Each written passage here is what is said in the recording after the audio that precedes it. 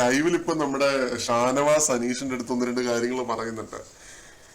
നിനക്ക് നിന്റേതായുള്ള ഗെയിം ഉണ്ട് അനീഷ്.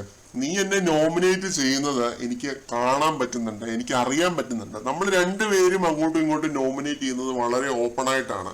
അതിൽ ഒരു രീതിയിലുള്ള ഒളിച്ചും പാത്തും ഉള്ള കളിയില്ല. നമ്മൾ ഓപ്പൺ ആയിട്ടാണ് അങ്ങോട്ടും ഇങ്ങോട്ടും ഗെയിം കളിക്കുന്നത്. നിനക്ക് നിന്റേതായിട്ടുള്ള ഗെയിം ഉണ്ട്. നിനക്കിപ്പോ ഗെയിം എന്ന് പറയുമ്പോൾ ദേഷ്യം വരികയാണെങ്കിൽ ഞാൻ അത് ആ ഒരു വാക്ക് മാറ്റിയിട്ട് രീതികൾ എന്നാക്കാം. നിനക്ക് നിന്റേതായ രീതികളുണ്ട് അനീഷെ.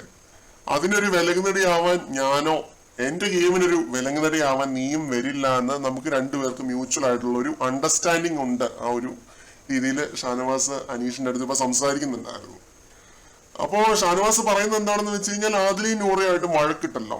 അവര് ഷാനവാസിനെ നോമിനേറ്റ് ചെയ്തു എന്നൊരു കാര്യം എങ്ങനെയോ ഷാനവാസ് മണത്തറിഞ്ഞു. അത് എങ്ങനെയാണ് ഷാനവാസ് അറിഞ്ഞതെന്നുള്ളത് അറിയില്ല. ആദിലയും നൂറയും രണ്ടുപേരും ഷാനവാസിനെ നോമിനേറ്റ് ചെയ്തിരുന്നു. അപ്പൊ ആ ഒരു കാര്യം ആണ് ഇപ്പൊ ഈ ഒരു ഫൈറ്റിന് ഇടയായത്. ഷാനവാസ് പറയുന്നുണ്ട്, ഞാൻ നെഞ്ചിലേറ്റി നടന്ന രണ്ട് പിള്ളേരാണ്, അവരെന്നെ എന്റെ മനസ്സ് വേദനിപ്പിച്ചപ്പോ എനിക്ക് സഹിക്കാൻ പറ്റിയില്ല എന്നുള്ള രീതിയിലൊക്കെ അനീഷിന്റെ അടുത്ത് വിഷമം പറയുകയാണ്.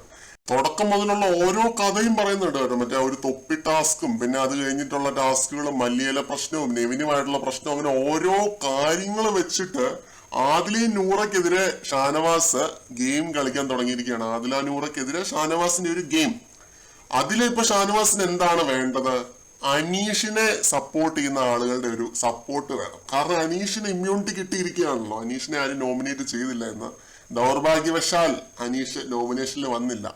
അപ്പൊ അതിന്റെ ഭാഗമായിട്ടുള്ള ഒരു പരിപാടിയാണ് നമ്മൾ കണ്ടുകൊണ്ടിരിക്കുന്നത്. ഒരു പതപ്പിക്കൽ സെഷൻ എന്നൊക്കെ വേണമെങ്കിൽ പറയാം. കാരണം നമ്മള് ഷാനവാസിനെ ഒരുപാട് വിമർശിച്ചിട്ടുണ്ട് എങ്കിലും എനിക്ക് കുറച്ചൊക്കെ ഒരു ജെന്യൂനിറ്റി ഇപ്പൊ ഫീൽ ചെയ്യുന്നുണ്ട്. ഷാനവാസ് ഒരുപാട് ഇമ്പ്രൂവ് ചെയ്തു. ലാലേട്ടൻ രണ്ട് ചാടിക്കല് ചാടിച്ചപ്പോഴത്തേക്കും ഷാനവാസ് നല്ല രീതിയിൽ തന്നെ ഇമ്പ്രൂവ് ആയി. ആ ഒരു മാനിപ്പുലേഷൻ പരിപാടിയൊക്കെ ഇത്തിരി കുറഞ്ഞ് ഇന്ന് കൺഫെഷൻ റൂമിൽ ഇരുന്ന് കരഞ്ഞതാണേലും അതെല്ലാം കൊണ്ടും ഒരു കുറെ കൂടി ഒരു ജെന്യൂനിറ്റി എനിക്ക് ഫീൽ ചെയ്യുന്നുണ്ട്. ക്ലെൻസ് ആയ പോലെ തോന്നുന്നുണ്ട്.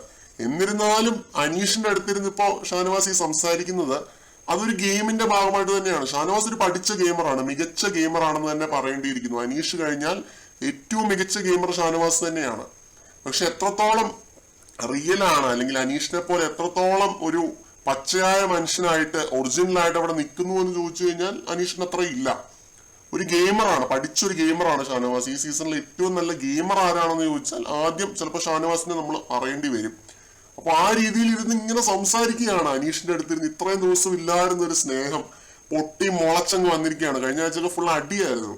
ഈ ആഴ്ച ഇപ്പം നോമിനേഷനിൽ വന്നതിന്റെ ഭാഗമായിട്ടുള്ള ഒരു സംഭവമാണ് നമ്മൾ കണ്ടുകൊണ്ടിരിക്കുന്നത്. മനസ്സിലാവേണ്ടവർക്ക് മനസ്സിലാവും, അല്ലാതെ ഷാനവാസിനെ സപ്പോർട്ട് ചെയ്യേണ്ടവർക്ക് സപ്പോർട്ട് ചെയ്യാം. എന്നെ തെറി വിളിക്കാം. കൂടുതൽ അപ്ഡേറ്റ്സുമായിട്ട് വീണ്ടും കാണാം.